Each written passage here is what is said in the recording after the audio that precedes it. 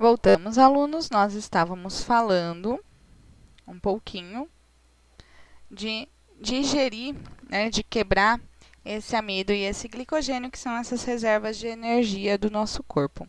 Então, aqui nós temos o pâncreas, aqui nós temos o ducto pancreático, e se nós dermos um zoom na estrutura do pâncreas, nós vamos encontrar esses ácidos pancreáticos, que são conhecidos como exócrinos, que tem a função exócrina, nós já vamos discutir isso. E nós temos as ilhotas de Langerhans, que vão ter as funções endócrinas. Essas aqui, então, vamos lá. Então, aqui, ó, o nosso pâncreas. E aí, aqui a porção endócrina do pâncreas, que são as ilhotas de Langerhans. E o que isso tudo tem a ver com a nossa alimentação. Então, vamos lá. Quando a gente se alimenta, o alimento ele fornece uma glicose para o nosso corpo. E essa glicose, ela estimula as células beta do nosso pâncreas a produzir a insulina. A insulina, ela vai ter a função de fazer o fígado absorver a glicose e juntar ela e armazenar na forma de glicogênio. Então, na verdade, quando nós nos alimentamos com muito açúcar, nós temos a insulina recolhendo esse açúcar do nosso corpo, porque você imagina os nossos vasos sanguíneos como um corredor. Imagine essas glicoses como se fossem pessoas. Se elas ficarem lá, elas vão estar travando esse corredor. Então, a insulina ela vai fazer essas pessoas irem para uma salinha conhecida como fígado, né? E vai juntar elas lá. Então, ela vai juntar a glicose na forma de glicogênio.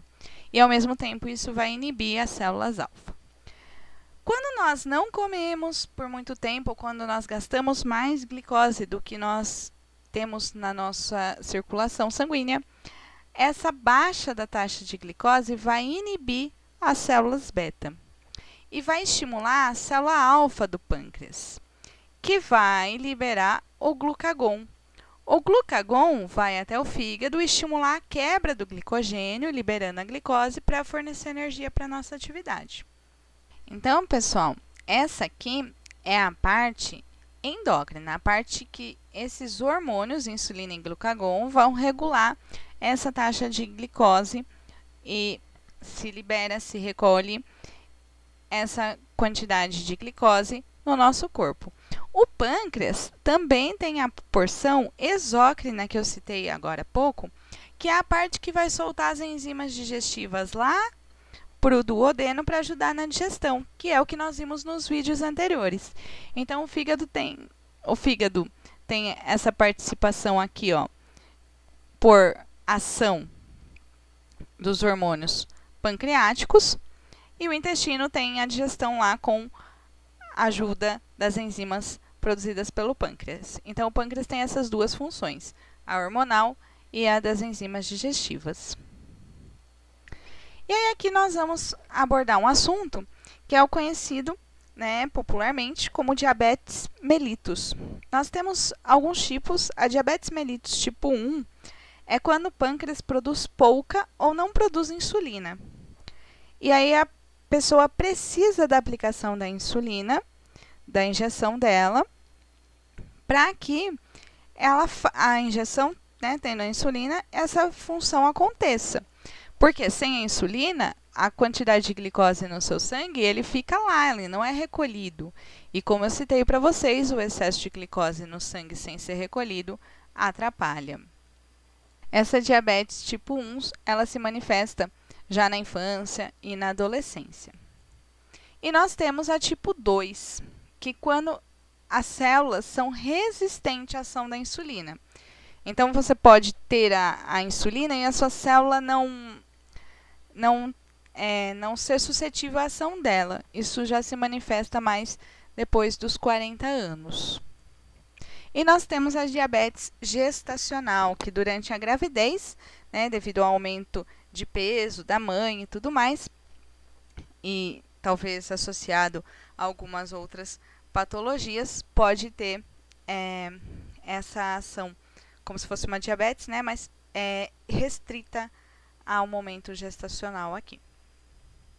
Quais são os sintomas? Poliúria, a pessoa urina muito e como isso desidrata, ela começa a sentir muita sede.